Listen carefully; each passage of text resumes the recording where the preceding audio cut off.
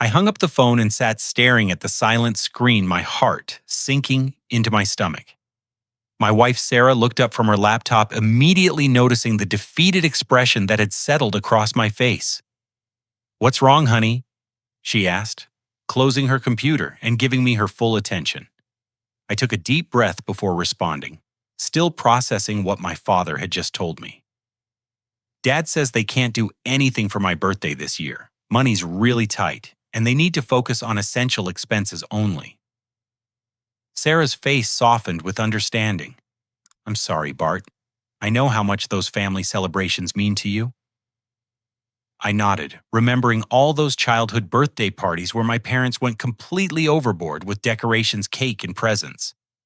"It's okay," I said, trying to convince myself as much as her. "We're all adults here, and times are tough for everyone. The important thing is that they're taking care of themselves financially." But 15 minutes later, Sarah gasped while scrolling through her phone, and everything I thought I knew about my parents was about to crumble completely. "Bart, you need to see this right now," Sarah said, her voice carrying a strange mixture of disbelief and anger that immediately caught my attention. She turned her phone toward me, and I found myself staring at my mother Linda's Instagram story. The screen displayed a vibrant scene that made absolutely no sense given the conversation I'd just had with my father. Professional DJ lights pulsed in rainbow colors across what was unmistakably my parents' living room. An elaborate buffet table stretched along their dining area, laden with expensive catered dishes I recognized from upscale restaurants downtown. Shrimp cocktail towers carved roast beef gourmet cheese platters, and an assortment of desserts that must have cost hundreds of dollars. But what really caught my eye was the champagne tower positioned prominently in the center of their family room, with golden liquid cascading down multiple levels of glasses. This has to be a mistake," I whispered, taking Sarah's phone to examine the images more closely. "Maybe it's an old video she accidentally reposted, or maybe she's at someone else's party." Sarah shook her head grimly. "Look at the timestamp, Bart. This was posted 20 minutes ago. And look at the location tag." My stomach dropped as I saw the geolocation clearly marking my parents' address. But even worse was what I saw in the background of the next story slide. I recognized faces immediately, their next-door neighbors, the Johnsons, my mother's bridge club friends, and even my own cousin Trevor, who I hadn't seen in months. Everyone was dressed in formal attire, laughing and raising glasses in what appeared to be some kind of celebration toast. The cognitive dissonance hit me like a physical blow. Just 30 minutes earlier, my father Robert had explained in detail why they couldn't afford even a simple dinner out for my birthday. He talked about rising grocery costs, utility bills, and the burden of their mortgage payment. His voice had carried genuine stress and apologetic sadness when he told me they'd have to skip any celebration this year. "I don't understand this," I said, scrolling through more of my mother's posts. Each new image showed a different angle of the elaborate party, and I could see at least 30 people mingling throughout their house. There was even a professional bartender mixing cocktails behind a portable bar setup. Sarah moved closer to me on the couch, her protective instincts clearly activated. "Honey, I think you need to consider the possibility that they weren't being honest with you." "But why would they lie about something like this?" I asked. Though even as the words left my mouth, I was remembering other recent conversations. Just 2 weeks earlier, my parents had asked me for help with their mortgage payment, claiming they were short $400 due to an unexpected car repair. I'd transferred the money immediately, no questions asked, because that's what family does for each other. My hands began to tremble slightly as I continued scrolling through the social media evidence. The professional catering, the DJ setup, the decorations, the premium alcohol, all of this represented thousands of dollars in expenses. Meanwhile, I'd been eating ramen noodles for lunch 3 days this week to help them with their financial emergency. "Look at this," Sarah said, pointing to another story that had just appeared. It showed my father Robert in what appeared to be a brand new navy blue suit, complete with a silk tie and pocket square. He was laughing heartily with a group of men I didn't recognize holding what looked like an expensive whiskey glass. The nausea hit me in waves.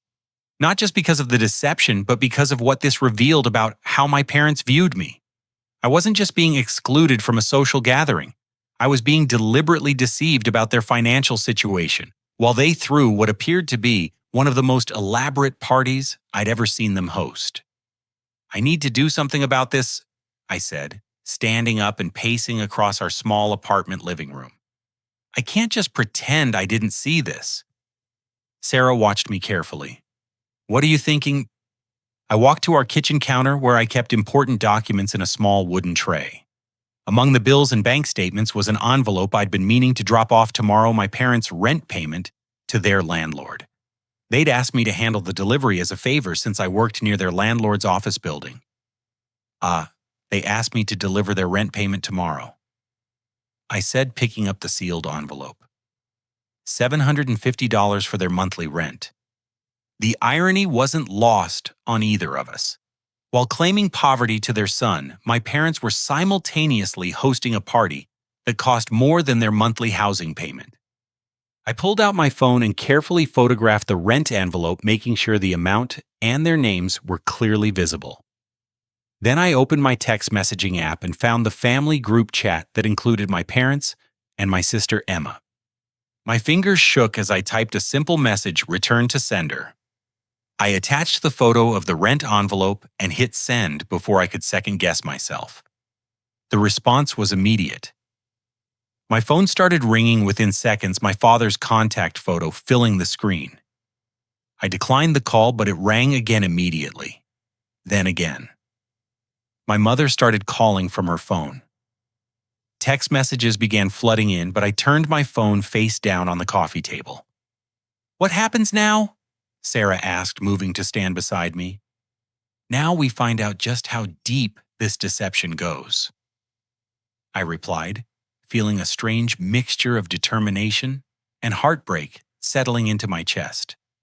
The phone calls continued relentlessly for the next hour. My father called 17 times, my mother called 11 times, and I received 23 text messages ranging from confused to frantic to demanding. Sarah and I sat in our living room listening to my phone buzz constantly against the coffee table like an angry insect. "We should drive over there," Sarah suggested, breaking the tense silence. "If they want to explain this situation, they can do it face to face." I nodded, feeling a grim determination settling over me. "Let me grab my jacket." The 15-minute drive to my parents' neighborhood felt surreal. I kept expecting to discover some reasonable explanation for everything I'd seen. Maybe there was a family emergency I didn't know about, or perhaps they were hosting the party for someone else and just couldn't afford to include me in whatever celebration they'd originally planned for my birthday. But as we turned onto their familiar tree-lined street, those hopeful explanations evaporated instantly. Their house blazed with warm light from every window, and I could see silhouettes of people moving around inside. The driveway and street parking were completely filled with expensive cars, luxury sedans, SUVs, and even a couple of sports cars I recognized as belonging to their wealthier friends. Professional catering trucks were parked around the corner, and I could hear live music drifting through the evening air. "Wait, pull over here," I told Sarah, indicating a spot across the street where we could observe without being immediately noticed. From our vantage point, we had a clear view through their large front windows. The scene inside looked like something from a high-end wedding reception. My mother, Linda, moved gracefully between groups of guests, wearing what appeared to be a brand new emerald green cocktail dress that probably cost more than my monthly car payment. Her hair had been professionally styled, and she was wearing jewelry I'd never seen before. Diamond earrings that caught the light every time she turned her head. "Is that a new necklace too?" Sarah asked, squinting to get a better look. I focused on my mother's neck and felt my stomach drop again. The necklace was definitely new, featuring what looked like genuine pearls arranged in multiple strands. Combined with her dress shoes and professional styling, my mother's appearance tonight represented at least $1,000 in expenses. But it was my father who really shocked me. Robert stood near their fireplace, gesturing animatedly, while telling what appeared to be an entertaining story to a captive audience. He was indeed wearing a new navy suit, but from this closer perspective, I could also see that he was sporting a watch I'd never seen before. Even from across the street, the gold gleamed prominently on his wrist. "Isn't that a Rolex?" Sarah whispered. I stared harder at my father's wrist, and my heart sank as I recognized the distinctive design. Robert was wearing what appeared to be a genuine Rolex Submariner, a watch that retails for well over $10,000. "This doesn't make any sense," I muttered, trying to reconcile what I was seeing with the financial struggles my parents had described to me over the past several months. Sarah pointed toward the driveway. "Bart, what happened to their old Honda?" I followed her gaze and felt another shock of recognition. Parked prominently in their driveway, where their 15-year-old Honda Civic used to sit, was a gleaming black luxury SUV. I couldn't make out the exact model from this distance, but it was clearly a high-end vehicle, possibly a BMW or Mercedes. "When did they buy that?" I asked aloud, though Sarah obviously didn't have any more answers than I did. My mind raced through recent conversations with my parents. 3 months ago, my father had called asking for help with a supposedly urgent car repair bill. He'd explained that their Honda had broken down, and they needed $800 for transmission work. I'd sent the money that same day, worried about them being stranded without transportation. "I think we should go knock on the door," I said, reaching for the door handle. "Wait," Sarah said, grabbing my arm gently. "Look over there." I followed her pointing finger and saw a man in a black suit standing near the front door. He was checking what appeared to be a guest list and occasionally speaking into a small earpiece. It took me a moment to realize what I was looking at. "Is that security?"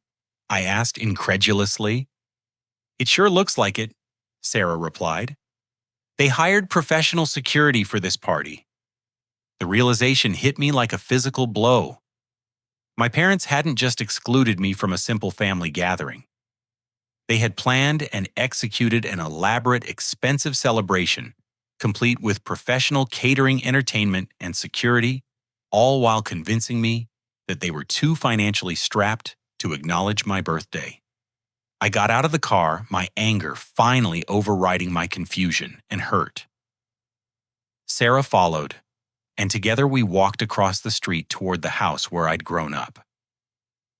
The security guard noticed our approach and stepped forward to intercept us.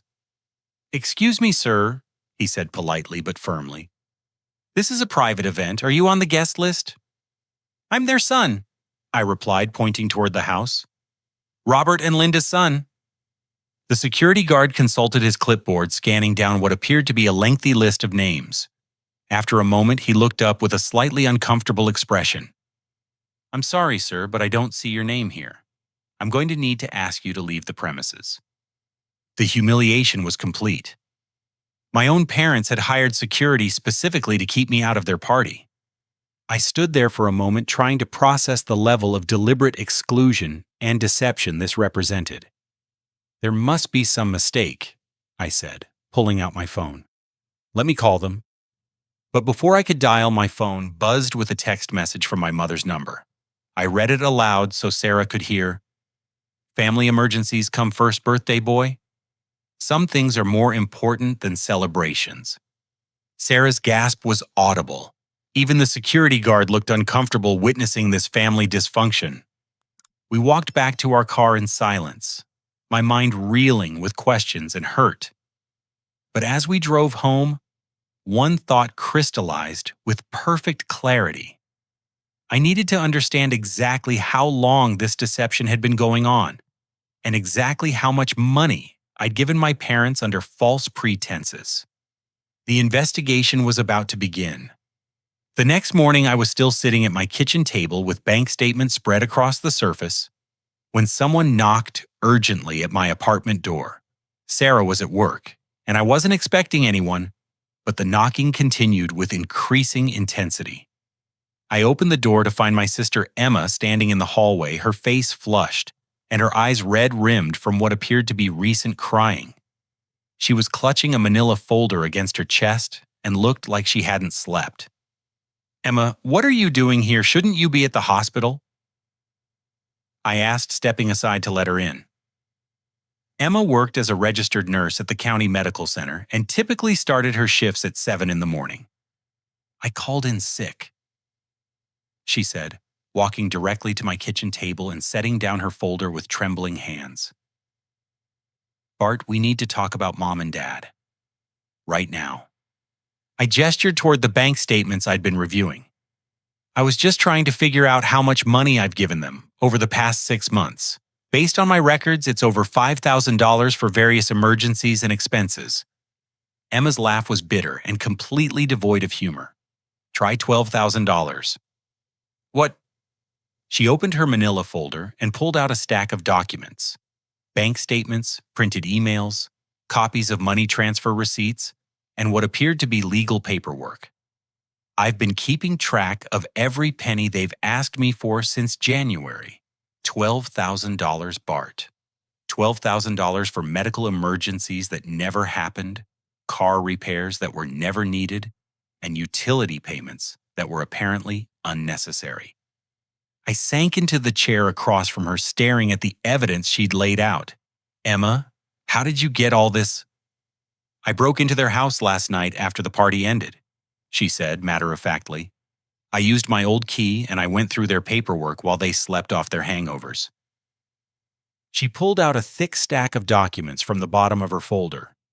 "Bart, they've been lying to us about everything. Look at this." The first document was a bank statement from an account I'd never heard of. The balance showed over $180,000. "What account is this?" I asked, studying the paperwork. "It's their inheritance account," Emma said, her voice flat, with exhaustion and anger. "Remember Grandma Dorothy, who passed away in March? The grandmother we were told had no estate and died with nothing but debts." I remembered. Our paternal grandmother had lived modestly in a small apartment, and when she passed away, our parents had told us she'd left behind only medical bills and funeral expenses that they'd had to cover themselves. Emma pulled out another document. "Here's Grandma Dorothy's actual will, Bart. She left an estate worth over $200,000. The house was sold, her investment accounts were liquidated, and everything was supposed to be distributed according to her written wishes." I read through the will with growing shock. Our grandmother had specifically requested that the majority of her estate be divided equally among her grandchildren to help with education expenses, home purchases, or starting families. "According to this," I said slowly, "you and I should have each received $75,000. "Exactly," Emma replied, pulling out more papers. "But look at these forged documents. Mom and Dad created fake paperwork claiming that Grandma had changed her will just before she died, leaving everything to them instead." The evidence was overwhelming. I could see where signatures had been forged, dates had been altered, and witness statements had been completely fabricated. Our parents had stolen our inheritance and then systematically manipulated both of us into providing them with additional money by fabricating financial emergencies. "There's more," Emma said, her voice beginning to crack with emotion. "I found records of their actual expenses. They've spent over $60,000 in the past 6 months on luxury items, vacations, and entertainment. The party last night cost them nearly $8,000. She showed me receipts for Caribbean cruise vacations, expensive restaurant bills, jewelry purchases, and luxury car lease payments. Every single expense had occurred after they'd told us about their supposed financial hardships. They bought Mom that pearl necklace for $4,000 the same week they asked me for money to pay their electric bill." Emma continued, her hands shaking as she sorted through the receipts. I felt physically sick, not just because of the money, but because of what this revealed about how our parents viewed Emma and me. We weren't their children. We were sources of income to support their increasingly lavish lifestyle. "Emma, there's something else you need to know," I said, and I told her about the party, the exclusion, the hired security, and my mother's dismissive text message. Emma listened in silence, but I could see the anger building behind her eyes. When I finished, she was quiet for a long moment before speaking. Bart, they've been telling people we're drug addicts. What? I found text message screenshots on Dad's phone. He's been telling Uncle Mike, Aunt Patricia, and basically the entire extended family that you and I have developed serious drug problems, and that's why we constantly ask them for money. They're portraying themselves as long-suffering parents who are trying to help their addicted children. The betrayal was complete. Not only had our parents stolen our inheritance and manipulated us financially, but they'd also destroyed our reputations with the rest of our family to cover their tracks. What do we do now? I asked, feeling overwhelmed by the scope of their deception. Emma gathered her documents and looked at me with fierce determination. Now we call Uncle Mike and show him everything, and then we take our parents down. My phone rang, interrupting our planning session. The caller ID showed my father's number, but I declined the call without hesitation. Within seconds, a text message appeared. "Son, we need to talk. Come to the house immediately." Emma and I looked at each other, and I saw my own resolve reflected in her eyes. "Let's go," I said. "But this time we're going prepared." Uncle Mike arrived at my parents' house 10 minutes before Emma and I did, which gave him time to observe the aftermath of the previous night's extravaganza. When we knocked on the front door, he answered instead of our parents, his face grim with disapproval.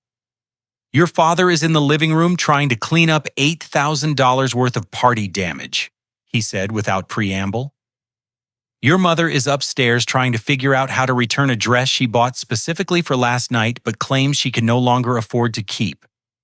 Emma and I exchanged glances as Uncle Mike led us through the house.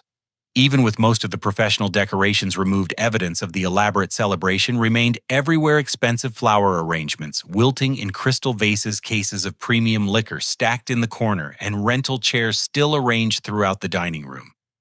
We found Robert in the living room frantically stuffing wrapping paper and party favors into garbage bags.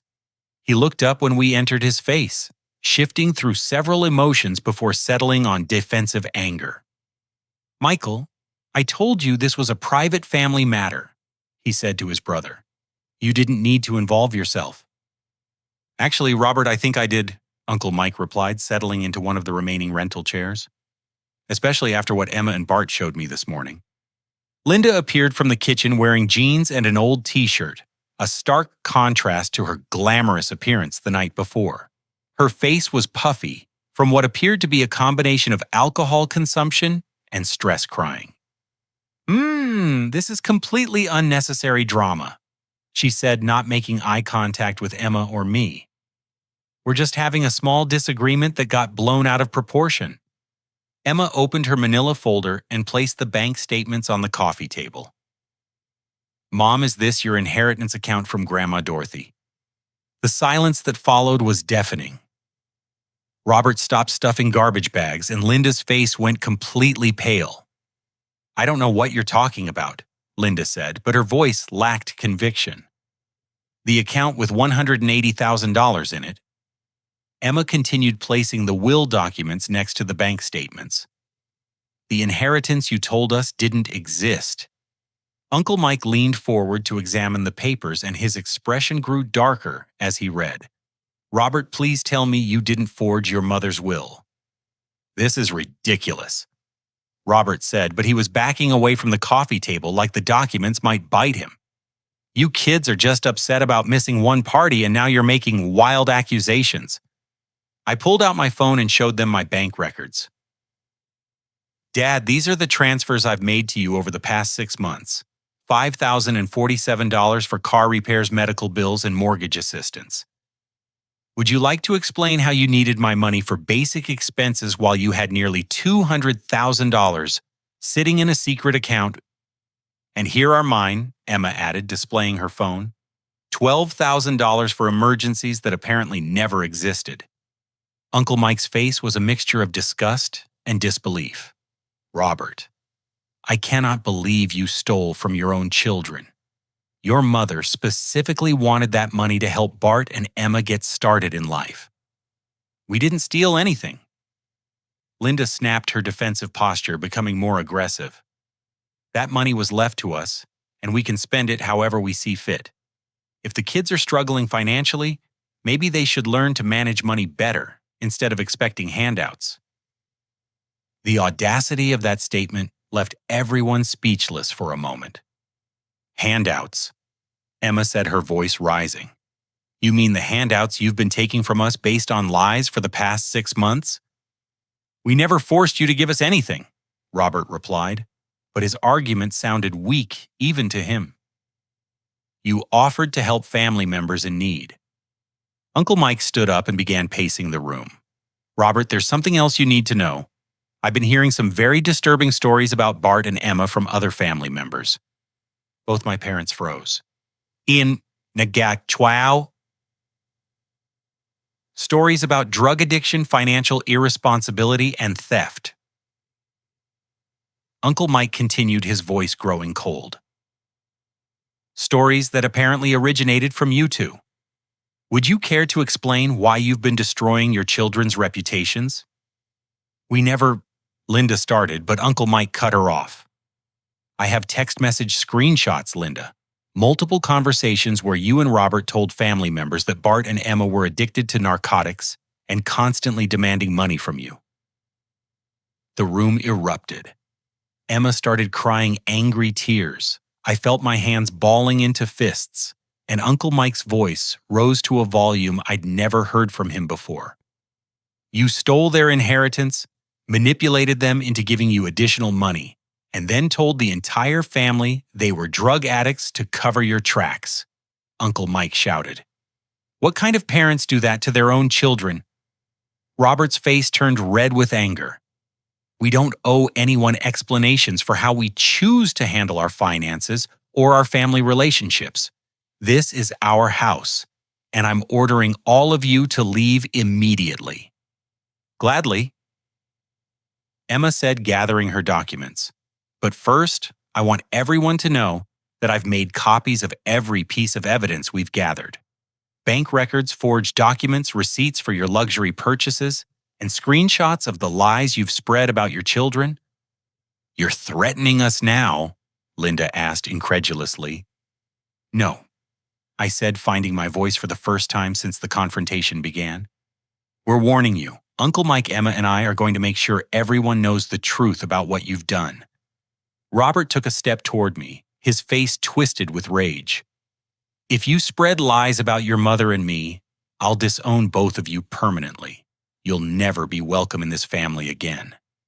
Uncle Mike stepped between us. "Robert, you've already disowned them. You just haven't been honest enough to admit it." We left the house in tense silence, but as we reached our cars, Linda appeared on the front porch and shouted after us, "You're both just jealous because we know how to enjoy life while you waste your money on rent and student loans." That evening, I watched my mother post a lengthy Facebook status portraying herself as a victim of ungrateful adult children who are trying to steal from their elderly parents during difficult financial times.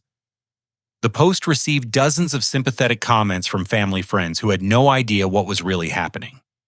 Emma and I realized that our parents weren't going to stop lying, weren't going to return our money, and weren't going to acknowledge any wrongdoing. They were going to continue their deception and manipulation until someone forced them to stop.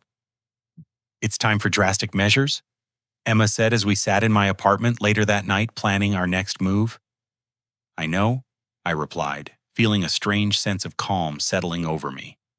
"Let's call that lawyer Uncle Mike," recommended. The law office of Patricia Chen and Associates occupied the 15th floor of a downtown office building that overlooked the city's financial district. Emma and I sat in the reception area the following Monday morning, surrounded by our carefully organized evidence and feeling a mixture of nervousness and determination. Uncle Mike had recommended Patricia Chen specifically because of her expertise in estate fraud and elder abuse cases. What we hadn't expected was the bombshell revelation she would deliver during our initial consultation. "Mr. Simpson, Ms. Simpson," Patricia said as she reviewed the documents we'd provided, "I have some very important information about your grandmother's estate that changes everything about your situation." Emma and I exchanged glances as Patricia pulled out a thick file folder from her desk drawer. Your Uncle Mike contacted me over the weekend and provided additional documentation that he's been holding as executor of your grandmother's estate. It appears that your parents' fraud is even more extensive than you initially realized. She opened the folder and spread several official-looking documents across her desk. Your grandmother's will specifically appointed Uncle Mike as the executor and primary beneficiary, with clear instructions that the bulk of the estate was to be held in trust for her grandchildren. Your parents had no legal right to access these funds. I stared at the paperwork, trying to understand the implications. So, the inheritance money they took was stolen? Patricia finished. Your Uncle Mike has been trying to locate the missing funds for months. When your parents claimed they needed to handle the estate paperwork, he trusted them to provide accurate documentation. Instead, they provided forgeries and false financial statements. Emma leaned forward in her chair. Does that mean Uncle Mike can get our money back? Patricia smiled grimly. Not only can he recover the stolen inheritance, but as executor of the estate, he has the legal authority to freeze any accounts where those funds have been deposited. We can also pursue criminal charges for estate fraud, forgery, and theft. The scope of our parents' legal exposure was staggering. Patricia explained that estate fraud was a felony in our state, carrying potential prison sentences of 2 to 7 years. The forgery charges added additional penalties, and the systematic financial manipulation of family members constituted a pattern of fraud that prosecutors took very seriously. Wykin, there's something else you should know. Patricia continued, opening another file. Your Uncle Mike has been conducting his own investigation into your parents' activities, and he's discovered that you and Emma aren't their only victims. She showed us documentation of similar financial manipulation, targeting other family members, elderly neighbors, and even members of their church congregation. Our parents had apparently been running variations of the same scam on multiple victims, always claiming temporary financial hardship while maintaining their luxury lifestyle. The church treasurer position your father holds? Patricia asked. We have evidence that he's been skimming money from the weekly collections and charity drives, the homeless shelter fund that your mother coordinates. A significant percentage of those donations have been diverted to their personal accounts. I felt physically sick as the full extent of their criminal behavior became clear. How many people have they stolen from? Based on Uncle Mike's investigation, we're looking at least 12 victims and over $100,000 in additional theft beyond your inheritance money. Emma buried her face in her hands. I can't believe they've been doing this to other people. Patricia's expression softened slightly. The good news is that your decision to pursue legal action will protect other potential victims and ensure that everyone who was stolen from has a chance to recover their money. We spent the next 2 hours planning our legal strategy. Patricia would coordinate with Uncle Mike to freeze the accounts and recover the inheritance funds. Criminal charges would be filed within the week. Most importantly, we would be taking a public stand that would expose our parents' behavior to their community and prevent them from victimizing anyone else. There's one thing I want you both to understand, Patricia said as our meeting concluded. Once we begin this process, there's no going back. Your parents will likely face serious criminal charges, possible prison time, and complete social exposure. Are you prepared for that level of consequence? Emma and I looked at each other, and I saw my own resolve reflected in her eyes. They made their choices, Emma said firmly. Now they have to live with the consequences. When do we start? I asked. Patricia checked her calendar. The legal papers will be served this Wednesday. I understand your parents are hosting another party this weekend. Their anniversary celebration, I confirmed. 40 guests, professional, catering the whole production. Patricia's smile was predatory. Perfect timing. That evening, Sarah and I sat on our couch discussing the potential ramifications of legal action against my parents. I'd been dreading this conversation because I knew Sarah had always liked my parents and believed they were fundamentally good people who'd made some poor choices. Bart, Sarah said carefully, I know they hurt you badly, but these are serious criminal charges. Are you sure you want to see your parents go to prison? I thought about the elderly church members who'd been donating their Social Security money to charities that were actually funding my parents' luxury lifestyle. I thought about the neighbors who'd been manipulated into providing loans for fake emergencies. I thought about Emma working double shifts as a nurse to help pay for medical bills that never existed. Sarah, they're not going to stop unless someone forces them to stop, I replied. And every day we wait, they're finding new people to steal from. She nodded slowly. Then let's make sure justice is served. Wednesday afternoon, Patricia Chen called to confirm that the legal papers had been successfully served during my parents' anniversary party. The process server had arrived just as the professional photographer was setting up for formal portraits. Your father tried to refuse service, Patricia reported. But it was completed according to legal requirements.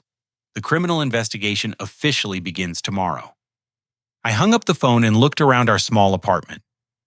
In a few days, my parents would be facing felony charges and potential prison sentences. Their reputation in the community would be destroyed. Their financial accounts would be frozen, and their victims would finally have a chance at justice. For the first time in months, I felt something approaching peace. The local newspaper headline read, "Church treasurer charged with multiple counts of fraud and theft." Below it was a photograph of my father Robert being led away from his office in handcuffs, his face turned away from the cameras, but his expensive suit and Rolex watch clearly visible. I sat in our apartment 2 weeks after the legal papers had been served reading the article that laid out the full scope of my parents' criminal behavior. The investigation had moved quickly once Uncle Mike provided access to the estate documents and financial records. Sarah read over my shoulder as I scrolled through the online version of the story. "Listen to this," she said, pointing to a particular paragraph. "The fraud investigation has uncovered evidence of systematic theft dating back over 2 years, with victims ranging from elderly church members to family members who were manipulated into providing financial assistance based on fabricated emergencies." The article went on to detail how my parents had stolen nearly $300,000 from various sources, including our inheritance church funds, charity donations, and money fraudulently obtained from family and friends. The district attorney was quoted as saying this was one of the most extensive cases of family financial abuse his office had ever prosecuted. My phone rang and I saw Uncle Mike's name on the caller ID. "Bart," he said when I answered, "I wanted to let you know that the inheritance funds have been fully recovered and redistributed. You and Emma will each receive your $75,000 plus interest within the next week." "What about all the money they stole from other people?" "That's being handled through the criminal restitution process," Uncle Mike explained. "Your parents' house is being sold to pay back their victims. Their luxury car has been repossessed. All their valuable possessions are being liquidated." The justice felt surreal after months of feeling powerless against their manipulation. "There's something else," Uncle Mike continued. "The investigation revealed that your parents have been running similar scams in 2 other states.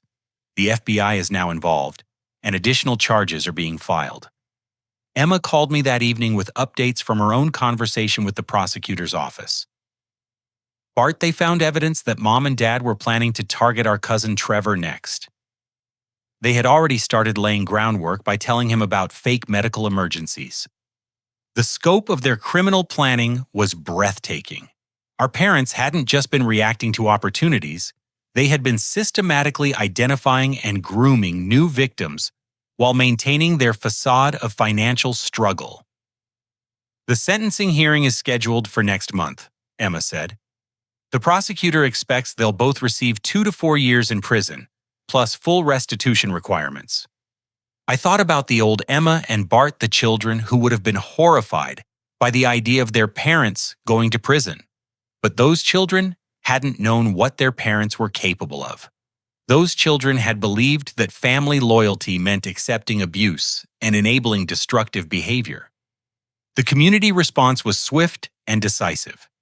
The church board immediately terminated Robert's position and conducted a full financial audit.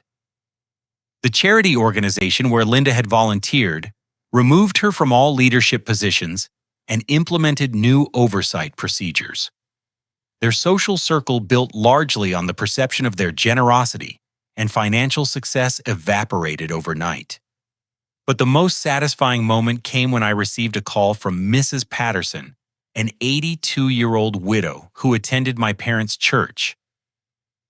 "Mr. Simpson," she said in a shaky voice, "I wanted to thank you for exposing what your parents were doing.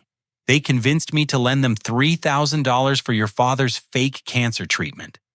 I was planning to give them my entire life savings next week." Similar calls came from other victims over the following days. Elderly neighbors who had been manipulated, family friends who had been deceived, and church members who had been systematically exploited. Each conversation reinforced that Emma and I had made the right decision despite the personal cost. Sarah's pregnancy was progressing well, and we decided to use part of my recovered inheritance as a down payment on a small house in a neighborhood across town. As we walked through our future home with the real estate agent, I felt something I hadn't experienced in years: genuine excitement about the future. "The nursery would go in this room," Sarah said, standing in the sunny back bedroom that overlooked a small garden. I imagined our child growing up in this house, surrounded by honest family relationships and clear boundaries. No manipulation, no lies, no financial abuse, disguised as family loyalty. Uncle Mike had become our primary family connection, stepping into the parental role that Robert and Linda had abandoned through their choices. He helped us navigate the legal process, provided emotional support, and most importantly demonstrated what healthy family relationships actually looked like. The final court hearing took place on a gray Thursday morning in November. Emma and I sat in the gallery as the judge sentenced our parents to 3 years in prison, each plus 5 years of supervised probation and full financial restitution to their victims. Robert and Linda stood at the defendant's table in orange jumpsuits, their expensive clothes and jewelry long since confiscated as evidence. They looked smaller, somehow diminished by the exposure of their true nature. When the judge asked if they had any final statements, Linda turned toward Emma and me with tears in her eyes. "I'm sorry," she said, her voice barely audible. "We never meant for things to go this far." But Robert remained silent, his jaw clenched and his eyes fixed straight ahead. Even faced with the consequences of his actions, he refused to take responsibility or show remorse. As we left the courthouse, Emma took my arm and squeezed it gently. "Do you think we did the right thing?" I thought about Mrs. Patterson's life savings, the homeless shelter donations that never reached people in need, and the inheritance that our grandmother had specifically intended to help Emma and me build our futures. "We protected people who couldn't protect themselves," I replied. "We stopped them from hurting anyone else, and we showed them that actions have consequences. Even when those people are our parents. Especially when those people are our parents." I said, "Family isn't an excuse for abuse. It's a reason to hold each other to higher standards."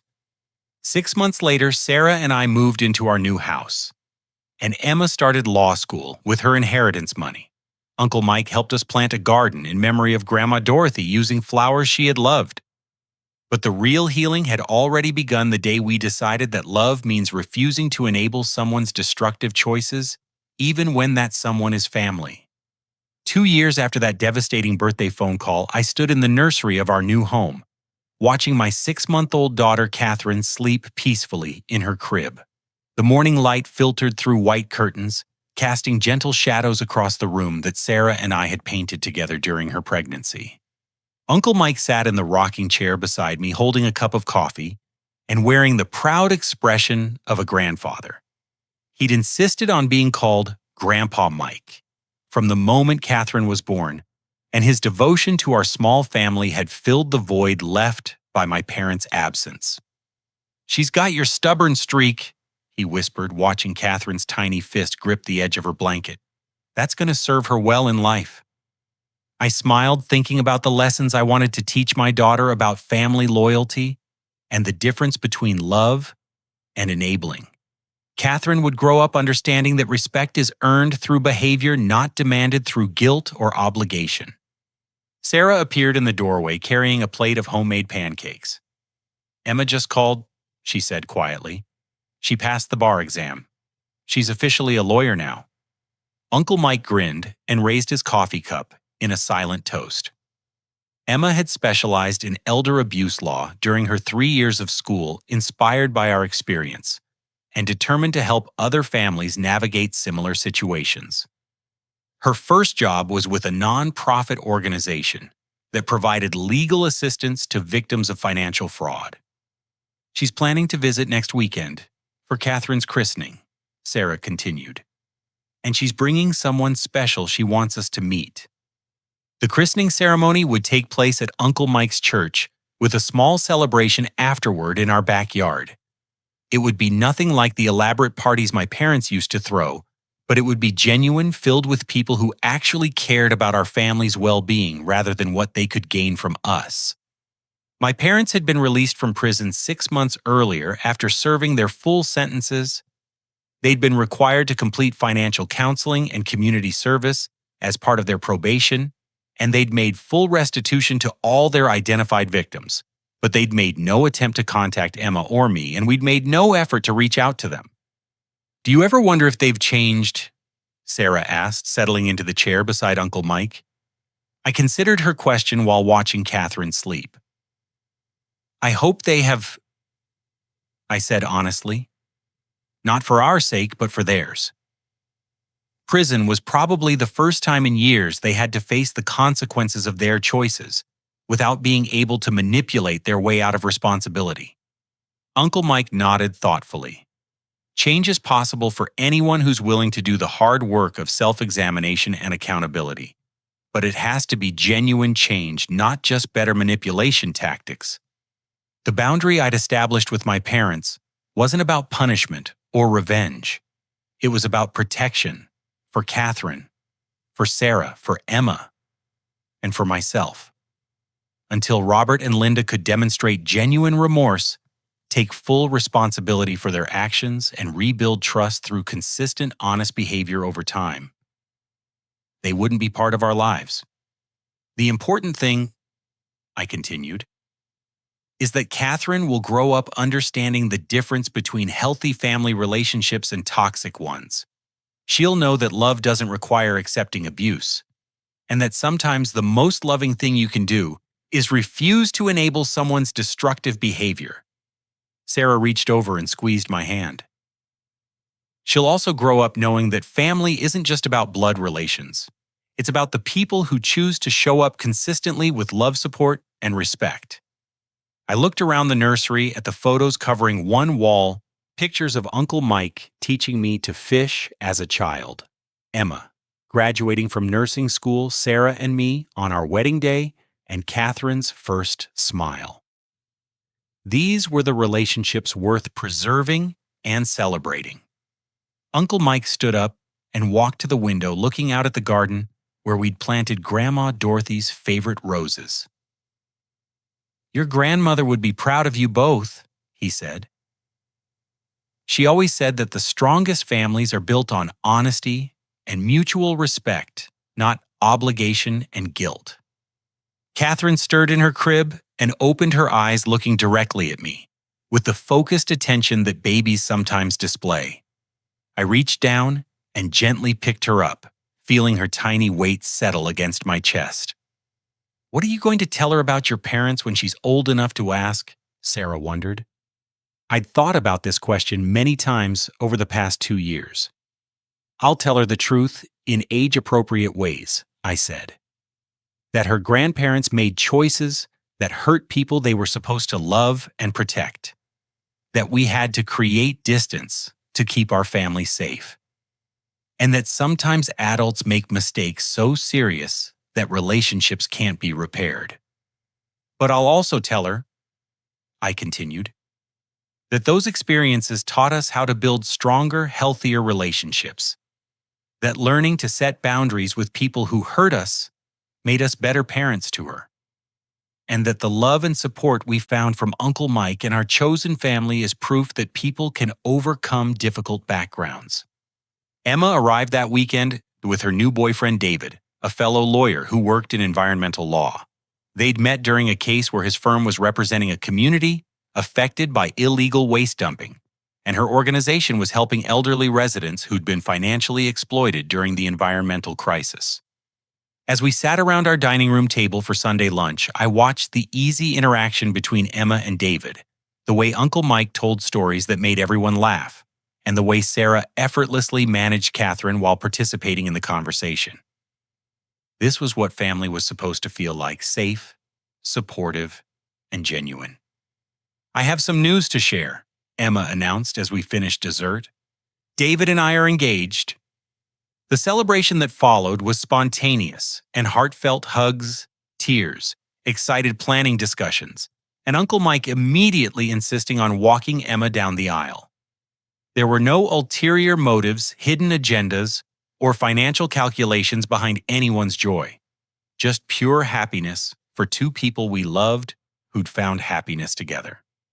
Later that evening, after everyone had gone home and Catherine was asleep, Sarah and I sat on our back porch, watching the sunset paint the sky in shades of pink and gold. "Do you ever regret how everything turned out?" she asked, leaning against my shoulder. I thought about the birthday party that had never happened, the parents who'd chosen deception over honesty, and the difficult decision to pursue legal action against people I'd once trusted completely. "No," I said with certainty. Standing up to them was the hardest thing I've ever done, but it was also the most important. It protected other people from being victimized. It gave us our inheritance that Grandma Dorothy wanted us to have. And most importantly, it taught us how to build relationships based on respect instead of manipulation. Sarah was quiet for a moment. "What do you think the most important lesson is from everything that happened?" I considered her question as a gentle breeze rustled the rose bushes in our garden. That love without boundaries isn't really love at all. It's enabling. And that sometimes the most loving thing you can do for someone is refuse to participate in their destructive behavior even if they can't see it that way. Catherine's soft cry came through the baby monitor, and I went inside to check on her. She'd kicked off her blanket and was making the small fussing sounds that meant she was almost ready to wake up from her nap. As I gently covered her again, I made a silent promise that she would never have to question whether the adults in her life had her best interests at heart. She would grow up knowing that love is demonstrated through consistent, honest actions, not empty words or guilt trips. The evening light was fading as I returned to the porch, where Sarah was reading a book about childhood development.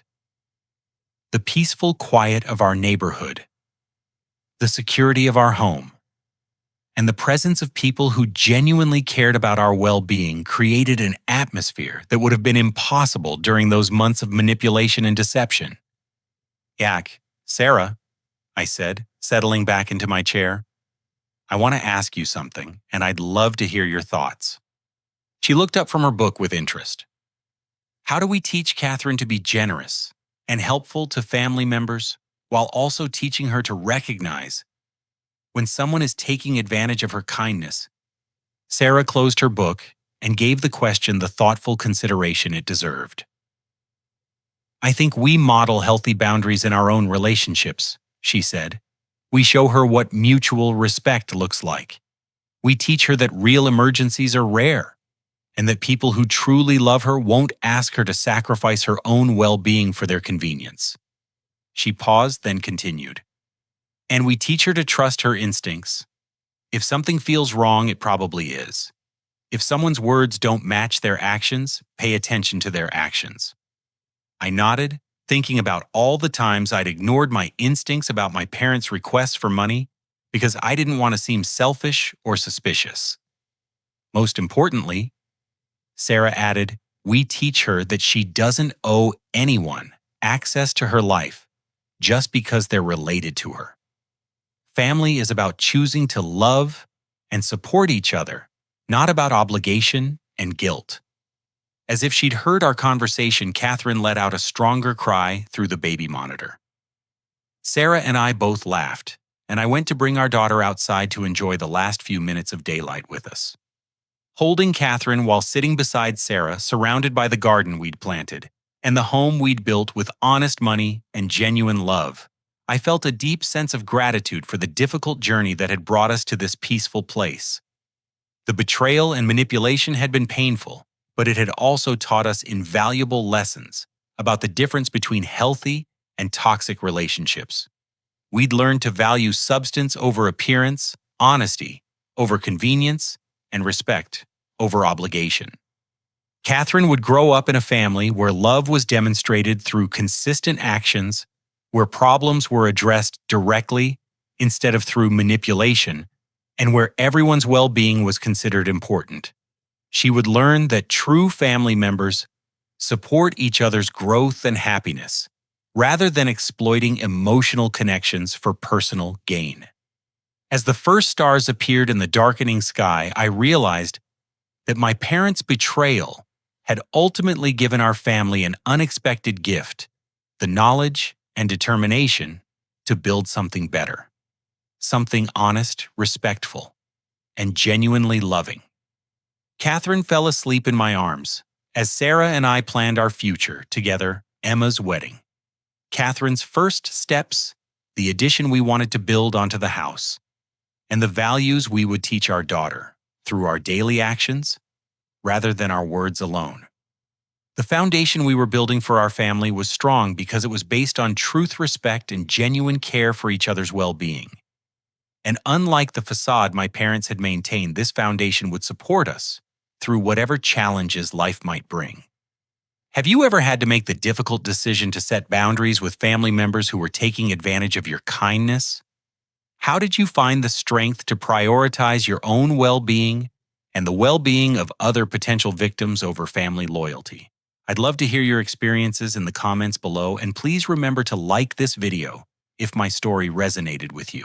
Subscribe for more stories about overcoming family challenges and building healthier relationships, and don't forget to share this video with anyone who might be struggling with similar situations. Thank you for listening to my story, and I hope it helps you recognize that choosing respect over manipulation isn't selfish. It's an act of love for everyone involved, including the people whose destructive behavior you're refusing to enable.